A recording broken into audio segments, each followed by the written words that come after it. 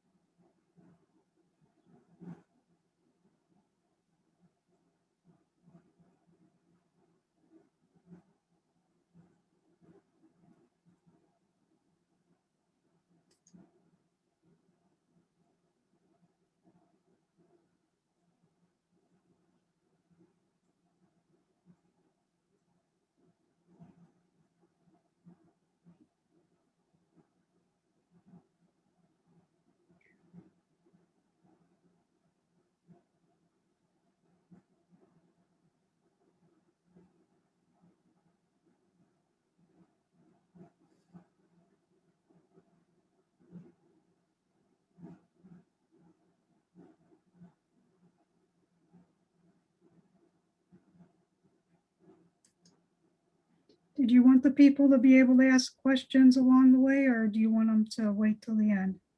I would say it probably might work best if you have people type questions into the chat. Okay, We can keep track of them that way. all right.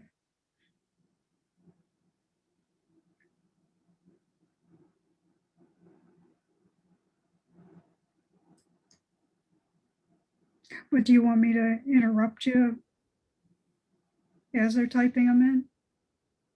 No, I think we'll just save them to the end. Okay, all right.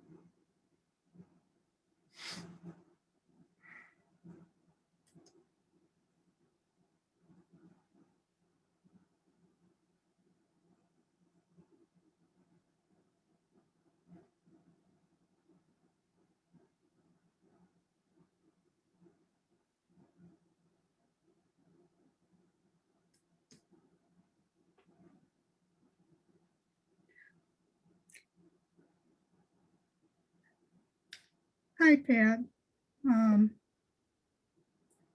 I can unmute you.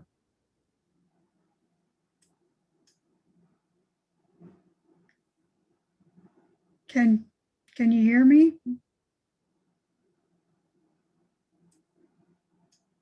Yes, I can hear you.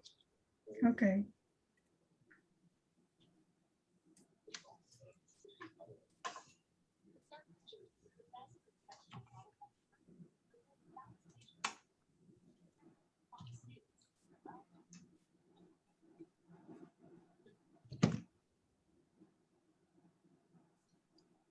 You're welcome, Michael.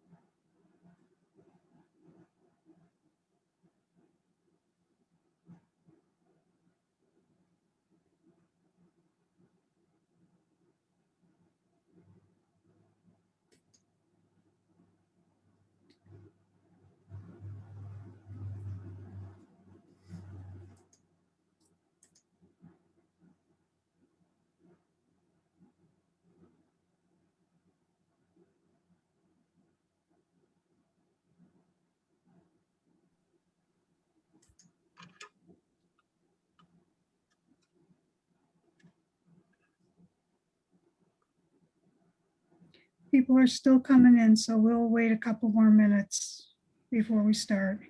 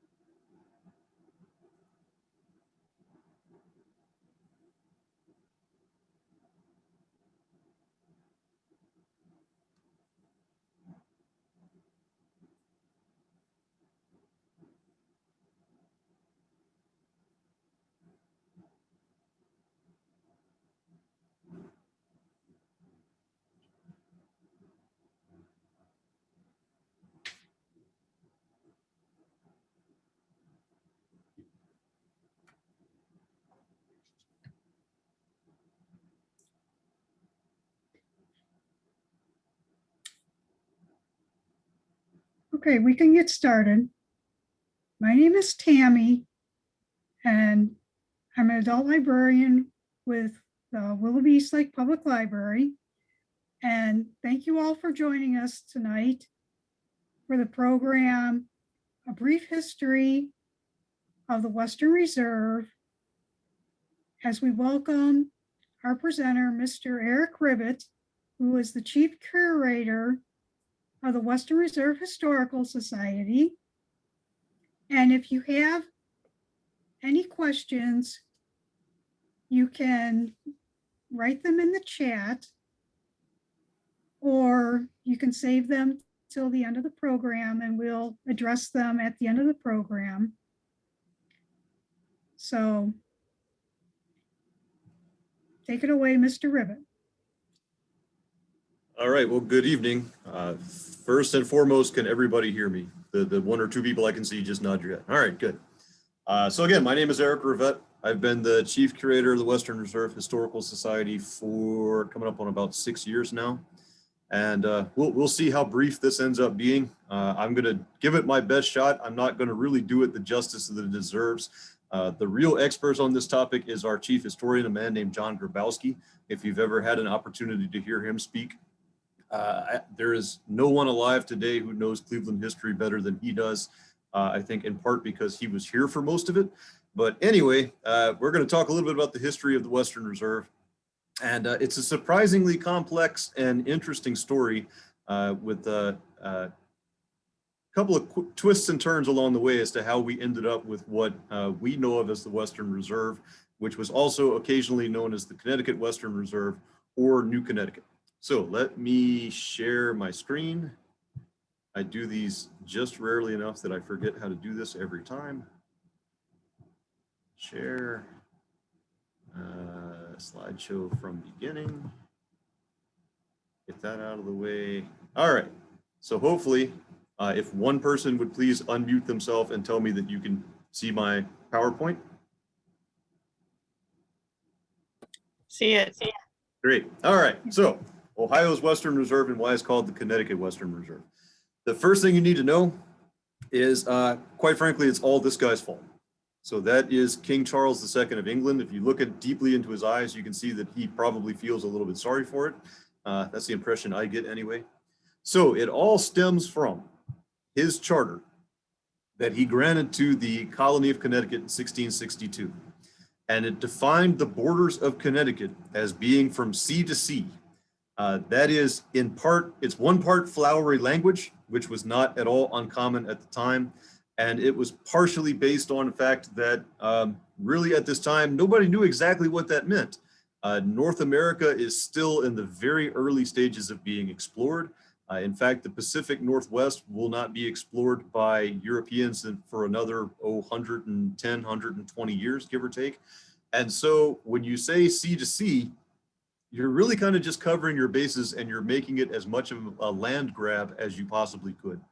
So the charter basically established the colony of Connecticut as being between the 41st and 42nd degrees north latitude, between those two parallels. So it's about 70 some odd miles north to south, starting at Narragansett Bay and then just running west until basically you run out of land. So when you hit water again, that's where Connecticut ends, according to the Charter of 1662.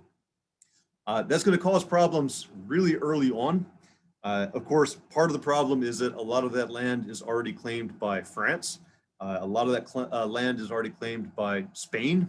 And of course, that's to say nothing of the Native Americans who are already living on that land going back thousands of years. But we'll talk more about that here coming up. But even before that, before you can even get into trouble with Spain or France or Native Americans, Connecticut's first kind of stumbling block was Pennsylvania, which of course is a neighboring colony. And Pennsylvania basically just took a chunk of what should have been Connecticut and say, well, okay, well, this is ours now. And so we'll see what Connecticut is going to do. That's going to kind of serve as the basis for what's going to become the Western Reserve here coming up. Also, you should know this idea of sea-to-sea charters is not unique to Connecticut. In fact, it's pretty common at this time. And this next map is just fantastic because it'll really show you what I mean. So this is a map that was drawn in 1783 by a man named Abel Buell. It's a mouthful, so it is a new and correct map of the United States of North America laid down from the latest observations and best authorities agreeable to the peace of 1783. There we go. What's really cool about this map is that this is drawn immediately after the end of the Revolutionary War. So the United States is a brand new thing. This is 6 years before the ratification of the Constitution. And so what you see here is, if you look really hard, you can find all of the colonies. So Vermont, you got New York, let's see, here's Massachusetts, Delaware, Maryland, I'm sorry, Rhode Island, Delaware's down here and there somewhere, Virginia, all the Carolinas. This is vaguely eventually going to become, eventually going to become Pennsylvania. But look here, so here's Connecticut, and then over here, here's Connecticut, and it's just going to keep going and going and going. Now, just a fun little fact that you can use to amuse your friends later on. I'm from right here. I'm from Baton Rouge, Louisiana. And what's really cool about this map to me is that you see what will eventually become Florida, kind of protruding through what will become Alabama, Mississippi, parts of Georgia. And so you have this little chunk here. And still to this day, now in Louisiana, we don't have counties, we have parishes, but still to this day, that little part of Louisiana, these are still known as the Florida parishes because at one point it was Florida. All right, anyway, back to the story. So you have all of this land that thanks to these sea-to-sea charters, the newly created states have claim to. And so what happens is the newly created federal government in 1789, as part of the ratification process for the Constitution, the new federal government is going to say, look, you are going to give us all of this land. The new federal government is going to take over all of this land out west so that new states can be created.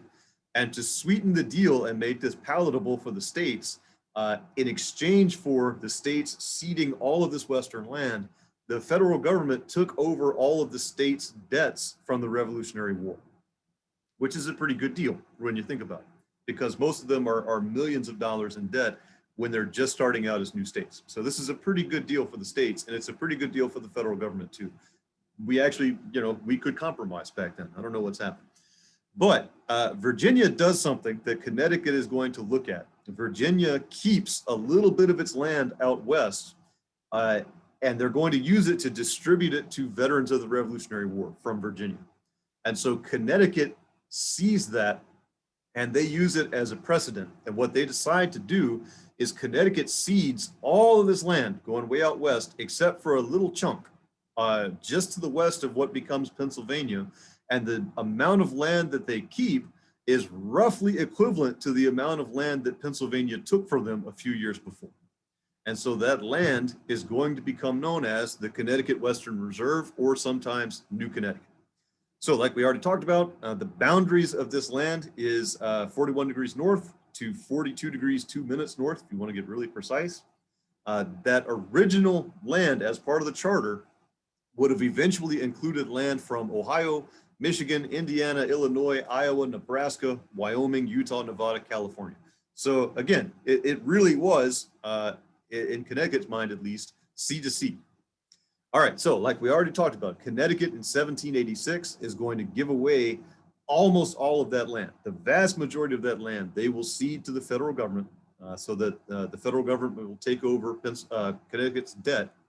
But Connecticut keeps that little chunk of land. So it's about 120 miles west of the Pennsylvania state line, from 41 to 42 degrees north. And it ends up being a little under 3.5 million acres, 3.37 million acres. And Connecticut is now double dipping. And Connecticut is going to find itself, in theory, in really good shape, because now they don't have any debt from the Revolutionary War, because the federal government has taken that. And they have this 3 million acres of land and change. And they do what is probably the smartest thing they can think to do with it, which is they sell it immediately. They sell it to land speculators for about $1.2 million. And so right out of the gate, Connecticut has made a very, very pretty penny on this chunk of land. So let's talk a little bit about who bought it.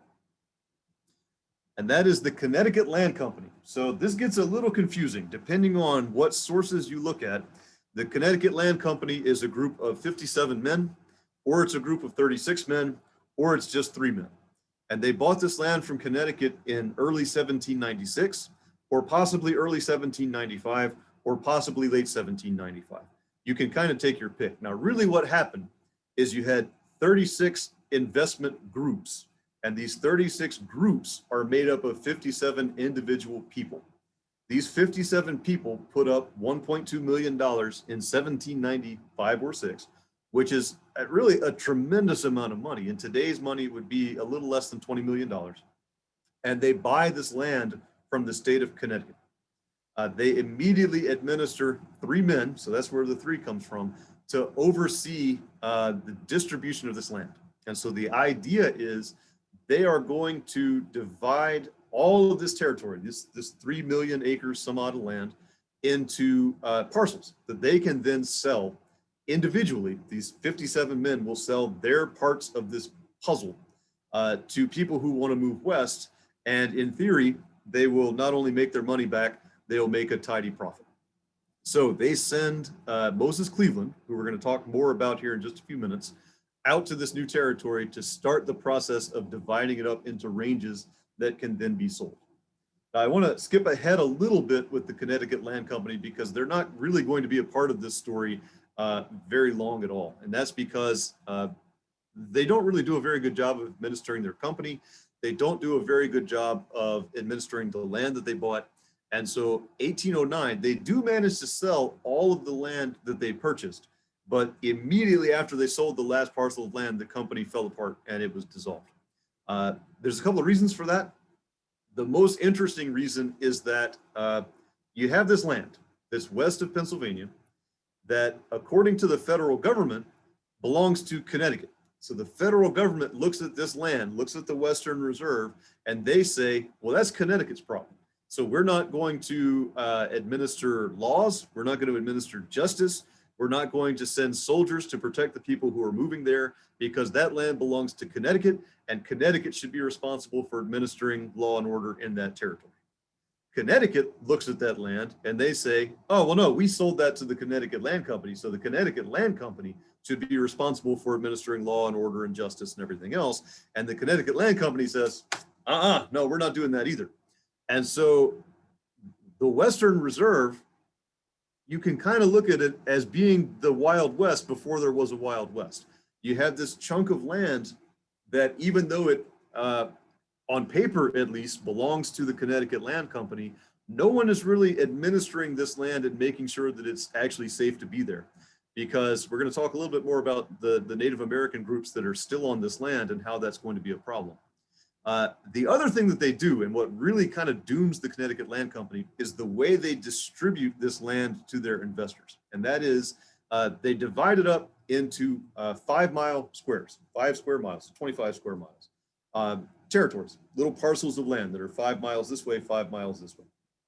And they then take all of that surveyed land and all those 5 by 5 parcels, and they distribute it to these 57 investors through a lottery. And so what that means is, I'm one of these investors, I might get a parcel of land here, but then I'll get a parcel of land here, here, here, here, and here. And so when I turn around and go to try to sell that land, if I find somebody who wants to buy more than one parcel, I have a problem, because chances are I don't have 2 contiguous parcels to sell. And so what ends up happening is they have to keep lowering their price and lowering their price and lowering their price to get people to buy this land. And so by the time 1809 comes around, they sell the last of their property and the Connecticut Land Company collapses. Not a single one of those men made their money back, let alone make a profit. So the Connecticut Land Company really was a bust.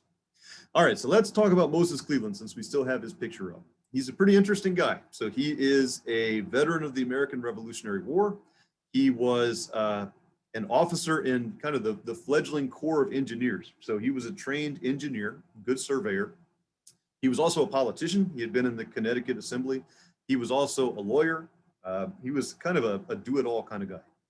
So he is appointed by the Connecticut Land Company. He is one of those 57 investors. He's also one of the chief officers of the company. So he's got a stake in what he's doing. And he leads a group of surveyors out west into this Western Reserve to start the process of dividing it up into parcels that they can then turn around and sell. So he leads a group of surveyors. He leads representatives from each of these investors so they can make sure they're not getting stiffed. He leads a few immigrants. He leads kind of just a clerical group to kind of do all the administrative work. So grand total, we're talking about maybe 30 some odd people that went out west with Moses Cleveland. They took boats, so they went across Lake Erie. They landed in what is now Conneaut, and they started to make deals with the Native American groups that they found. And so he ended up in what is now Cleveland sometime late July, early August of 1796. Now, it's interesting that when he went out there, it's possible that he wasn't going completely in the dark. And that's because of this. This is a map that is part of the Western Reserve Historical Society's collection. This is called the Heckewelder map. And this is a map that shows right up here, if you can see my mouse. So here's the Cuyahoga. This is where Cleveland's going to end up. And what you have here is maps of Indian trails. So Native American trails kind of all throughout the region. So again, we don't know for certain. It was drawn by a missionary named John Heckewelder in 1796. We don't know for certain that Moses Cleveland had this map in his possession when he went out west, but he did have it when he died. It was found in his possessions after he died. So there's certainly a good chance that he would have used this map when he went out west, so he at least had some idea of what he was getting himself into. Now, one thing that we do know he brought with him was this guy, Seth Pease. So Seth Pease was not at this time the head surveyor on the trip. He was kind of one of the guys doing the grunt work, but he went with Moses Cleveland out west at kind of really the beginning of what's going to end up being really an illustrious career for Seth Pease. He's one of the preeminent surveyors in early American history. He is the one that when they got to the mouth of the Cuyahoga, Moses Cleveland kind of looked around with his engineer's eye and said, you know, this would be a really good place for a town. And so it's Seth Pease is the one who lays out the streets and the township plots of what will become Cleveland. He also does the really early surveys of the eastern end of the Western Reserve. This is going to get confusing with all the east and west and north and south, and I apologize. He also surveyed up and down the Mississippi. He surveyed parts of New York.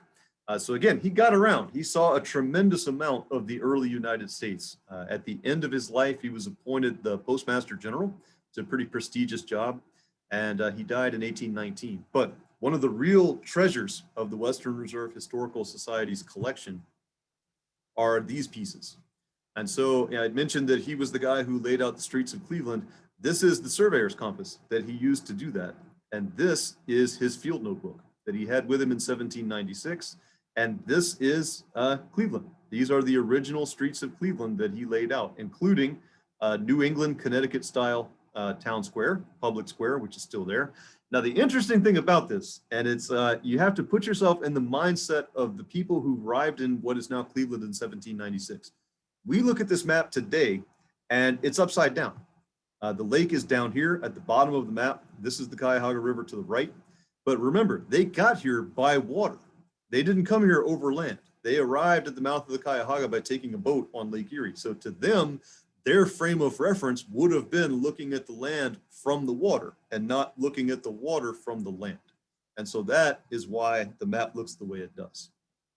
All right, so we all know the famous story of Moses Cleveland, which is he arrives in the city that bears his name, what will become the city that bears his name. He gets there late July, early August of 1796. He goes back to Connecticut in September, and he never set foot in the town that was named in his honor. He went back to try to convince people to buy land so that he could make his money back and he could send other people out to live in this town that is named in his honor. It's interesting to note, he never spent a winter in Cleveland, so he really didn't know what he was getting himself into. The population of Cleveland over that first winter of 1796 was 4 people. They toughed it out. And the population, as we'll see in a few minutes, is going to grow very, very slowly over the next 20 to 25 years. And part of the reason that it's going to take a long time for things to really take off in the Western Reserve, the things that are going to kind of speed things up and get things on the right track to making the Western Reserve profitable and successful, starts with what you're seeing in this image here. This was a drawing that was done by one of the men who was present.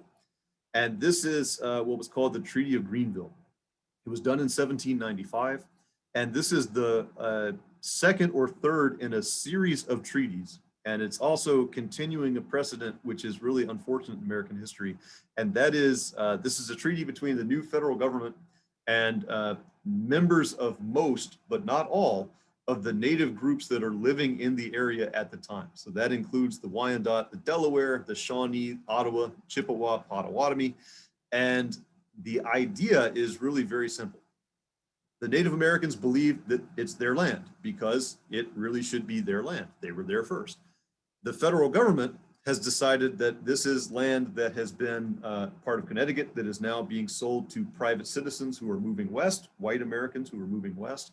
And so they, again, this is another one in a series of treaties that is essentially paying Native Americans pennies on the dollar for very valuable land and then telling them that, okay, well, you've just given us your land and so now you have to leave.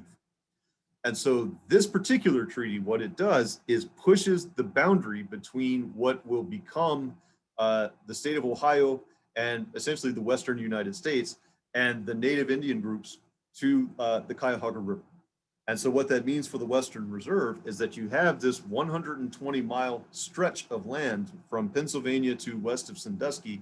But in 1795, it's really only free and clear for white Americans to move into this land from the Cuyahoga River over to the Pennsylvania border. So there's still a large part of this land, this territory, the Western Reserve, that the ownership of who actually the land belongs to and who should be there is still problematic. So it's interesting to note, so the person who was responsible for the treaty was a man named Anthony Wayne. His nickname was Mad Anthony Wayne. He was a hero of the Revolutionary War. Today, he has been largely forgotten, but some of the other people who were involved in this were William Henry Harrison, who would go on to be the 9th president of the United States, and we claim as being from Ohio, even though he's not, and Lewis and Clark. And in fact, this is where Lewis and Clark met. They met while they were both working on the Treaty of Greenville, and within a few years, they're going to go on to international fame, leading this, this overland expedition out to the West Coast.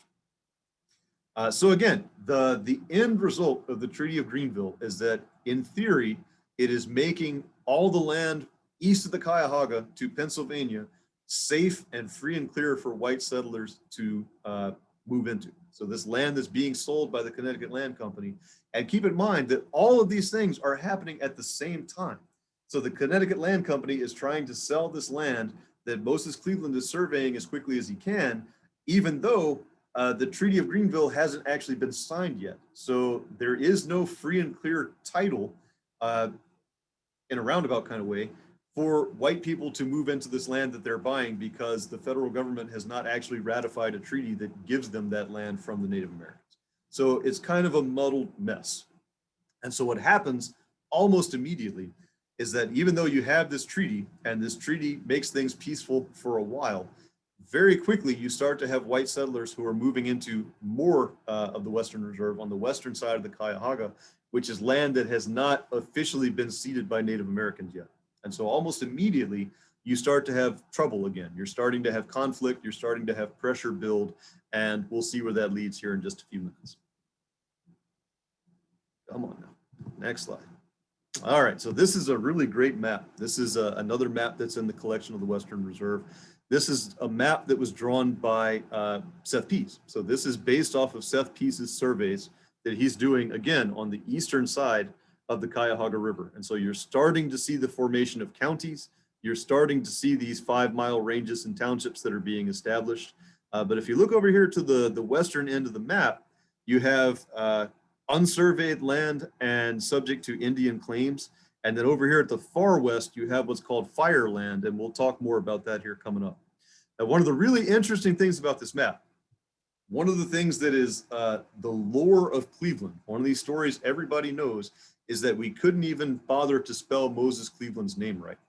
Remember, he spelled his name Cleaveland. Of course, we dropped that first A in the city as we know it today. And there's 1,000 stories about the, how that came to be. I'm not going to sit here and tell you which one's right. I don't know. One of the kind of prevailing stories is that it was newspapermen in the 1820s or 1830s dropped the A because you could fit more words on a page if the name Cleveland was shorter. But I do think it's interesting to point out that this map that was drawn in 1798 based off of Seth Pease's work, Cleveland is spelled the way we spell it today. So it doesn't have that first A. I just thought that was kind of a neat little observation. All right, so once again, Seth Pease's map, 1798. You're starting to see the development of this land as a result of his work and Moses Cleveland's work. The land out here is still problematic. It's going to be a while before this is sorted out, but this is the first map of what is going to become really the full Western Reserve. The firelands are going to be a little problematic. We'll get to that shortly. But again, this goes back to just a couple of years after this land was sold by Connecticut to the Connecticut Land Company. All right, so now we're looking a few years later. This is now 1805, and it's basically just step 2 of what we already talked about. You had the Treaty of Greenville in 1795, which is created because you have conflict and tension between Native Americans on the one hand and white settlers and the federal government on the other hand. And this is just a continuation of that. So after the Treaty of Greenville, you had more and more people who were pouring over the Cuyahoga River and settling in the western part of the Western Reserve. Even though that land is still technically Indian, they still have the title to the land. And so in 1805, you have another one in a long series of treaties that are going to go really throughout the 19th century between the United States and Native American groups. That is, again, basically buying this land from Native Americans for pennies on the dollar and forcing them off of this land so that white settlers can move in. And so in 1805, this treaty, which is called the Treaty of Fort Industry, is going to push the boundary between Native American land and the land that is clearly and irrevocably ceded to the federal government and white settlers to move into. It's going to set it at that boundary for the Western Reserve. So 120 miles west of Pennsylvania, which is a line right about there. And so now finally, this entire territory that we would consider the Western Reserve is now opened up for settling by white people moving west. And so then you just kick the can a little farther down the road, because then this starts to be the trouble spot, and then this starts to be the trouble spot. And so a few years later, you have the War of 1812. And so in the months and years leading up to the War of 1812, there is essentially open war between several native groups, including the Shawnee, and white settlers moving into the Indiana Territory. And when the War of 1812 starts, most of those native groups join the side of the British. And when the United States wins that war, it's kind of a tough sell to say that we actually won that war. But what that does is that it kind of solves the Native American problem, at least in this part of the Northwest Territory, and it moves them, again, even farther west. So what that means for people moving into this part of the country is that it now, finally, you kind of feel like you have a buffer, because all of the conflict and the problems are happening out here in Indiana. And so now, finally, this is starting to look like a pretty good place to be. And so it's really after the War of 1812 that the Western Reserve, and especially the western part of the Western Reserve, west of the Cuyahoga River, starts to take off. Now, when I say it sets them on a path to prosperity, remember, the population of Cleveland in 1820 is still only 150 people. So, you know, there are people moving into this territory, but it does take a long time for this area to really take off. And so, like where I live, I'm over here near Vermilion. You know, this part was settled around 1817, Sandusky's around 1818, 1816. You know, so all of these Western Reserve townships are really starting to take off in the years after the War of 1812. All right, so this is another map that was based off of Seth Pease's map. And I didn't point this out, but all of the maps that you've seen, with the exception of the one at the very beginning, which was Abel Buell's ridiculously titled map, these are all maps that are in the collection of the Western Reserve Historical Society. We have just an incredible map collection. And so what you see here, this is a map drawn by a man named Abraham Tappan. So this is 1807. So this is a couple of years after the Treaty of Fort Industry. And, you know, it's still, so it's not completely up to date, because by this time, this still says that this is land that is subject to Native American claims. That was no longer the case by the time this map was drawn, but, you know, maybe he copied a little bit of Seth Pease's work. But what you see here is the continued development of the eastern part of the Western Reserve. There we go again. But again, like I said, it's still really in the infancy and the early stages of becoming a vibrant and well-populated part of the state. This entire region has a population of only about 2,000 people at this time. Now, one thing I forgot to mention, I want to back up very quickly and talk about Fort Industry. One of the enduring mysteries of early history, early Ohio history, is that no one knows today where Fort Industry actually was. The federal government maintained a series of forts throughout what became the Northwest Territory, or kind of Western Ohio. Fort Industry was not one of those forts. So the federal government has no record of Fort Industry ever having existed. What scholars tend to think today is that Fort Industry was not really a fort per se, really just kind of a really slammed together settlement that was put together specifically for the negotiation and ratification of the treaty that was named the Fort Industry Treaty. Best guess is that it was probably in or around modern day Toledo. But again, today, where Fort Industry actually was is a mystery. Nobody actually knows where it was. All right, so let's jump ahead a little bit here. So we should mention the Firelands very quickly. We know it today as the Firelands. Originally, it was called just Fireland, or even better, it was called the Sufferers' Land. And so what that was, when Connecticut had this land that they kept west of Pennsylvania, when they ceded the land to the Connecticut Land Company, they kept a chunk at the far western end of this land. They kept about 500,000 acres that they did not give to the Connecticut Land Company. And they called it, again, the Fireland or the Sufferers' Land. And it was intended for people whose homes had been destroyed by the British in Connecticut during the Revolutionary War. And so in 1792, after the war, and after, but right before they gave all the rest of the land away, they opened up this land and they went to people who had lost their homes and their belongings and said, look, you have this land out west that we'll give to you for free. And so these people had a choice. they could rebuild their house in Connecticut, where there was infrastructure, there were towns and cities, there were roads, there were schools, there were your family, your friends. Or you can take all the belongings you have left, which is essentially nothing, because again, the British destroyed everything you own, and you can move hundreds of miles out west to the wilderness.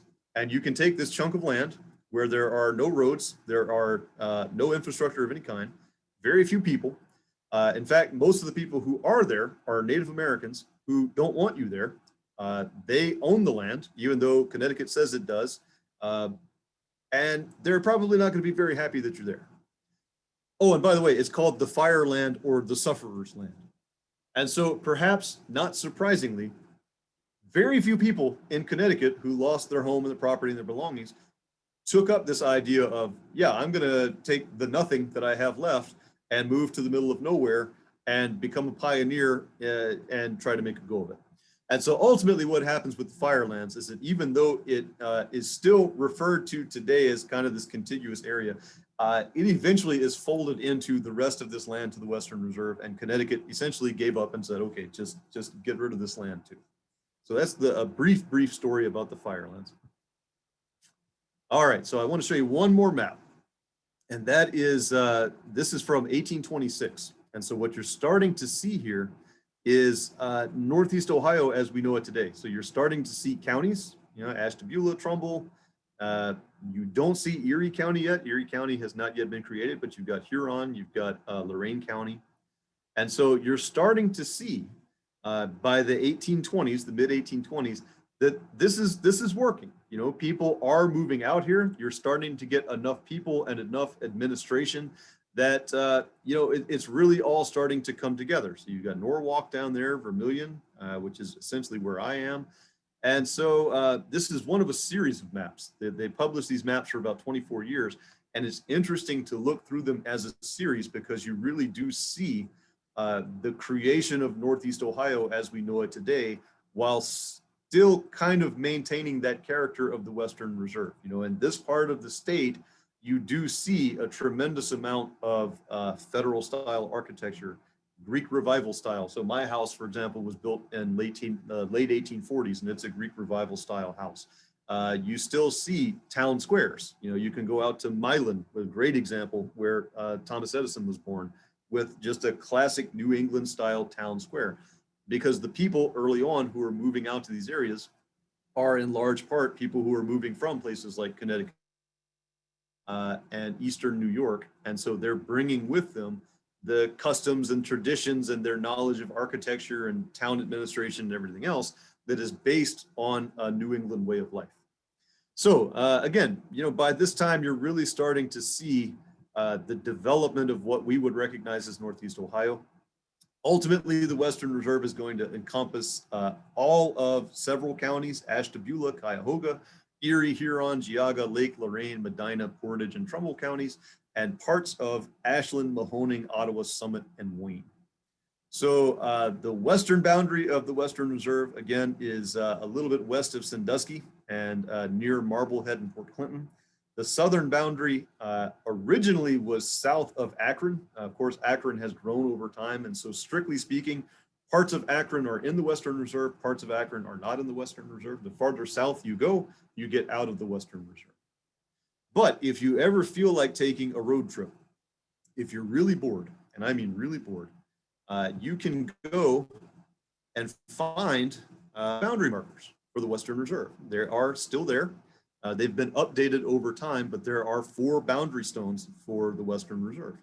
The northwest boundary is just about halfway between, again, Port Clinton and Marblehead. This is probably the easiest one to get to and the one that's best maintained because it's in a state park. I'm blanking right now on the name of that state park. There's a state park right there.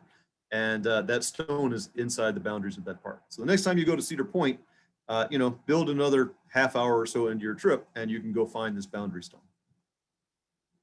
The northeast boundary is east of Conneaut, just outside Conneaut, right near the state line with Pennsylvania, off of Route 20, Highway 20. and it's just a stone on the side of the road. If you blink, you'll miss it. But again, at least it's in a fairly well-traveled part of the state. Cannot say the same about the southeast boundary. The closest town would, I guess, be New Middletown. Youngstown is it would be just off the map up here.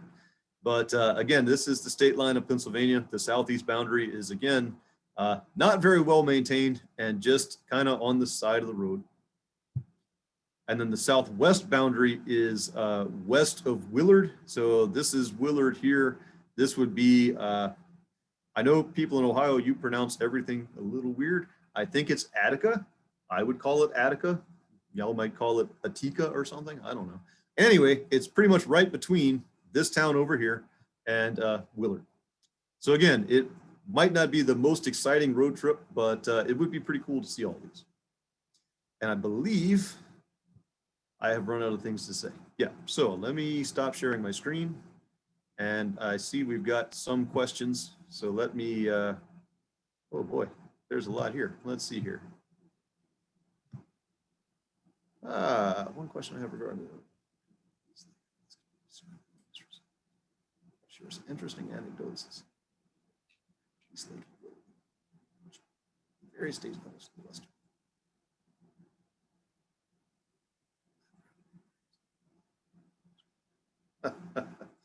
Yeah.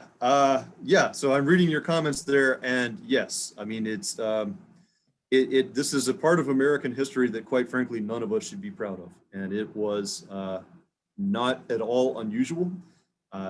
We were very much products of our time, and yes, you know, the term manifest destiny, which, you know, when I was in school was still a good term. You know, I think now we kind of look back at it and say, well, you know, there were an awful lot of people here thousands of years before we were, and, you know, whose right was it for us to come and say, yep, this is ours now?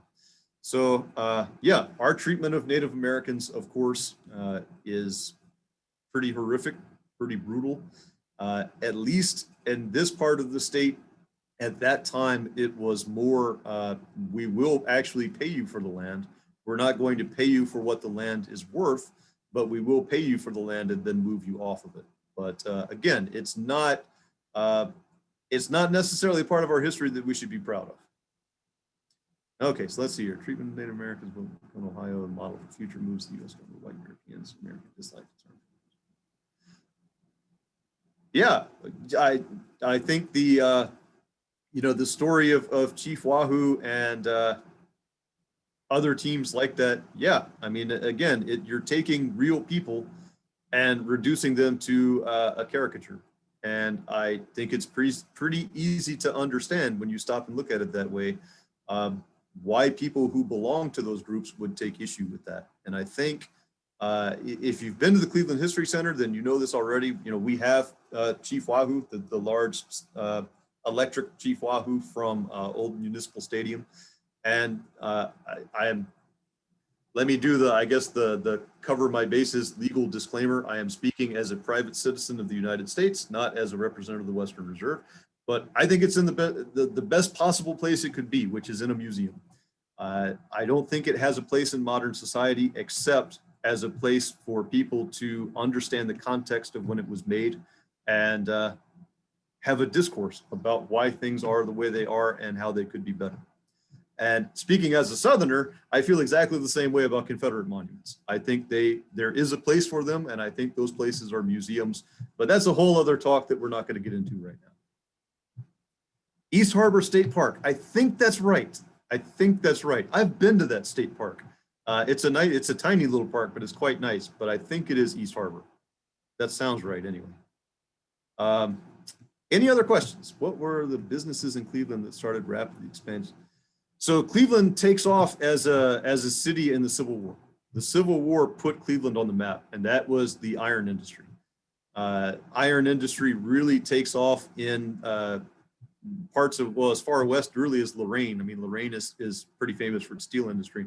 But for Cleveland, at least, it is what really puts Cleveland on the map is iron industry and other industry to support federal troops in the Civil War. In fact, that's one of the other talks I give. It focuses really more on World War I and World War II, but It's true really of any city that has the ability to be industrial, but in Cleveland's case especially, war was fantastic for Cleveland. World War I, probably more than any other war, made Cleveland an unbelievably wealthy city. But again, that's a talk for another time. And by the way, I'm done talking. So if you want to unmute yourself and ask a question, you don't need to keep typing into the chat. I see one of the previous questions towards the top of the chat from Michael about asking about the Western Reserve, like up in this area, Right. about Eastlake and Willoughby.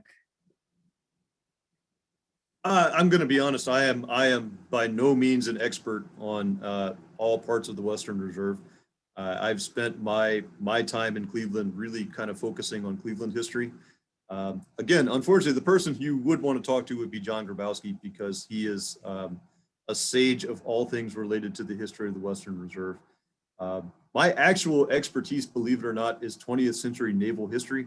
I spent the first half of my career working on World War II museum ships. And not surprisingly, that does me absolutely no good in my current job. So I have a tremendous amount to learn. I've only lived in Northern Ohio for about 5.5 years, and I'm still picking it up as I go. So hopefully somewhere down the road, I can give you a much better answer to what life was like in early Willoughby and Lake County. Today, I can tell you there were people there, and that's about it. Okay, so that probably answers Christine's question, which is right above it, which said that you missed what you said about Mr. John Grabowski. Yeah, if you ever have an opportunity to listen to that guy talk, take it, because he is just absolutely wonderful to watch.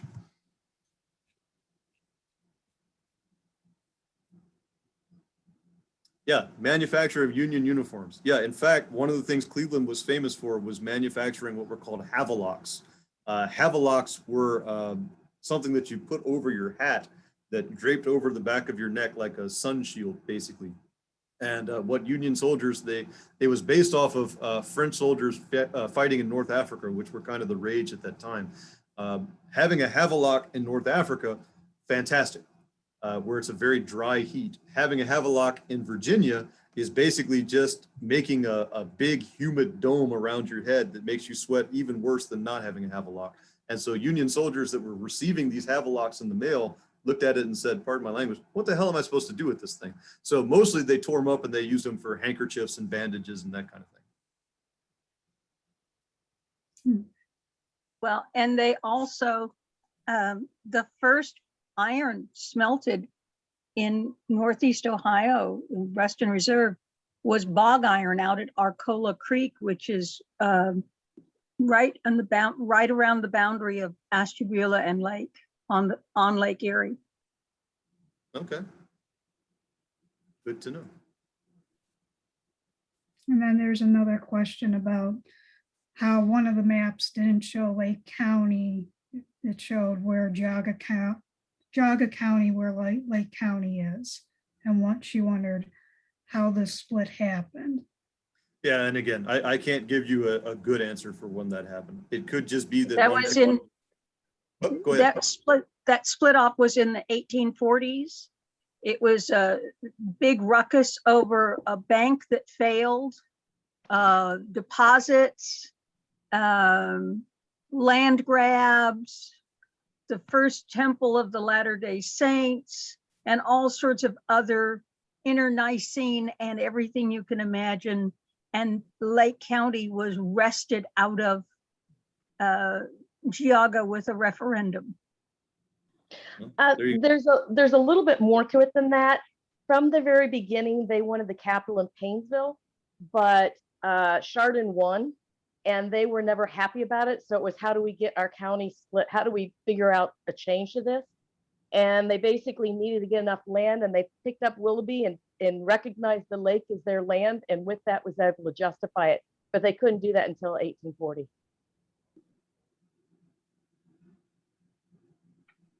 Yeah, and I would imagine something pretty similar happened with the creation of Erie County out of Lorain and counties to the west of that as well. It's as people settled and people started to, put down roots and started to have conflicts with themselves and with the other people nearby, I think that's kind of a natural result. Seeing this next comment, I can't comment on the accuracy of that. We actually, when I first started at the museum, we did an exhibit on the garment industry in Cleveland. The curator of that was a man named Sean Martin, he's our Jewish archivist. I will ask him, and I can send a note over to Tammy, and maybe she can get that back to you. I think there's a very good chance that there's some truth to that. Now, whether or not it was second in line, I don't know. But there was Actually, a very, very strong garment industry in Cleveland. Actually, it was the center of the garment industry in the United States until after World War II, when they, along with many other mill owners, moved south to break the unions. But every garment that you can imagine, every name you can trace back to the antecedents here in Cleveland. It's really fascinating. And the last one closed in the early 1990s. And then Hugo Boss was here for a long time. Yeah. Bobby Brooks too. Bobby Brooks was one of them. Everybody you can imagine that was anybody was anything, it was here in Cleveland. And of course, people used to come from all over the world to go up and down Millionaires Row. Yep. It was one of the sightseeing places that you had to go see if you came to the US. So the question about maps, almost knocked my laptop over. The maps, I believe all of the maps that I used in this presentation are available for viewing in greater detail through our website.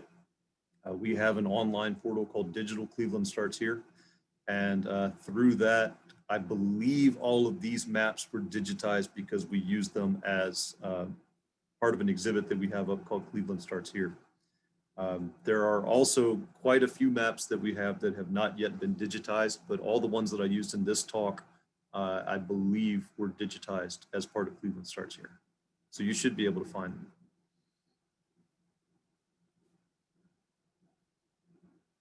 And I see that Christine also mentioned that Sean Martin put out a book on the Cleveland garment industry. He just put out another book, I want to say last year. I can't for the life of me think of what the title of that book is, but yeah, he's a handy guy to have around. And then Tim asked, have you any knowledge about General Simon Perkins? He had a survey camp in 1798 on Girdle Road across the street from Tim. Okay, somebody is going to know this better than I am, but I believe Simon Perkins was one of the founders of Akron. Does that sound correct? Yeah, okay, good. Somebody knows better than I do. No, again, unfortunately, I know who he was, but I can't tell you any interesting stories about Simon Perkins at all.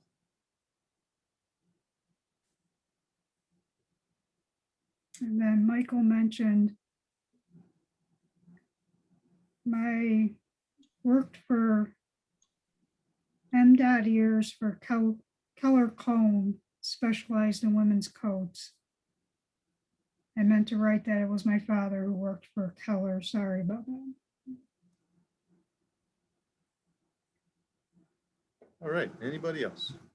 Well, and at one time, the center of a long john manufacturer was out here in Lake County in Mentor. Really? Yeah. Everybody's got to be good at something. Yeah, there's some wonderful little pockets of things that you can find all over. It's known as the Matchstick Building now because it became a matchstick factory. And they're always doing something to it to try and create something out of it.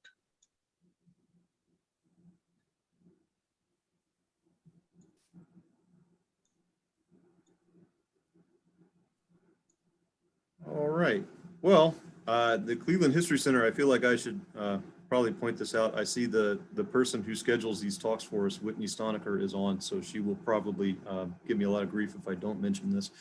We are open The museum is open now Thursday afternoon from noon to 8. And then we're open regular business hours 10 to 4, Friday, Saturday, and Sunday. We are resuming tours of the Hay McKinney Mansion starting, I believe, next week. And yeah, we've changed quite a few exhibits since before we shut down for the pandemic. So if you haven't been out in a while, might be worth the trip. And hopefully I'll see you again at another one of these talks someday. So thank you very much for taking the time. And it's been a pleasure. Yes, thank you all for joining us and for Mr. Rivet and the Western Reserve Historical Society for presenting tonight's program, A Brief History of the Western Reserve. And you can find more programs like these on our library's website, we247.org. Thank you. Thank you. This was great. Thank you. I love the maps. Appreciate it. You're Have a welcome. good night.